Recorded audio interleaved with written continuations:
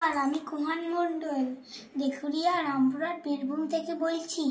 আমি যে ছবিটি এঁকেছি তার বিষয় হলো বাইরের খাবার খাওয়া উচিত নয়, তবে সব খাবারের ক্ষেত্রে নয়। পরিবেশ অনুযায়ী দোকানের খাবার খাওয়া উচিত, যেমন ঢাকা দেওয়া, পরিষ্কার পরিচ্ছন্নতা এবং টাটকা খাবার। বেশিরভাগ সময়ে বাইরের খাবার এড়িয়ে যাওয়াই ভালো। বিবেক পথের ভাবনা আমাকে ভালো লেগেছে। পড়াশোনার ফাঁকে আমি ছবি আঁকতে ভালোবাসি। বিবেক পথকে আমি প্রণাম ও শ্রদ্ধা জানাই।